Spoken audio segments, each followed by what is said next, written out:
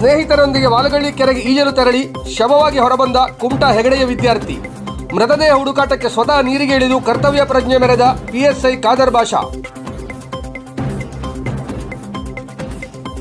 ಕುಮಟಾ ತಾಲೂಕಿನ ವಾಲಗಳ್ಳಿ ಸಮೀಪದ ಜಡ್ಡಿಕೆರೆಯಲ್ಲಿ ನೀರಿನಲ್ಲಿ ಮುಳುಗಿ ವಿದ್ಯಾರ್ಥಿಯೊಬ್ಬ ಮೃತಪಟ್ಟ ಘಟನೆ ನಡೆದಿದೆ.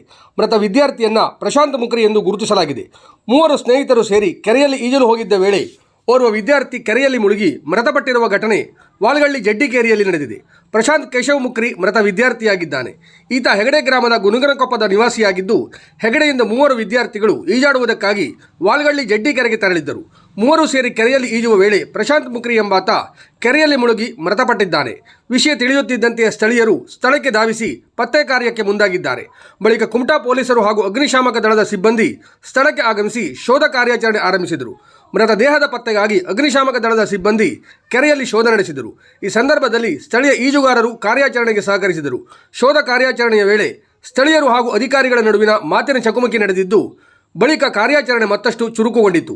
ಮೃತ ದೇಹವನ್ನು ಪತ್ತೆ ಹಚ್ಚಿ ಮೇಲಕ್ಕೆತ್ತುವ ಕಾರ್ಯಾಚರಣೆಯಲ್ಲಿ ಪಿಎಸ್ಐ ಖಾದರ್ ಬಾಷಾ ಅವರು ಸ್ವತಃ ನೀರಿಗೆ ಇಳಿದು ಅಗ್ನಿಶಾಮಕ ದಳದ ಸಿಬ್ಬಂದಿಗಳೊಂದಿಗೆ ಕೈಜೋಡಿಸಿದರು.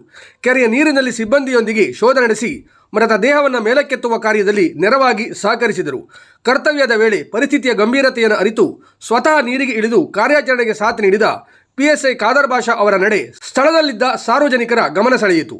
ಅವರ ಕರ್ತವ್ಯ ನಿಷ್ಠೆ ಹಾಗೂ ಧೈರ್ಯಕ್ಕೆ ಸಾರ್ವಜನಿಕರು ಮೆಚ್ಚುಗೆ ವ್ಯಕ್ತಪಡಿಸಿದರು. ಘಟನೆಯ ಕುರಿತು ಕುಮಟಾ ಪೊಲೀಸರು ಮುಂದಿನ ಕಾನೂನು ಕ್ರಮ ಕೈಗೊಂಡಿದ್ದಾರೆ.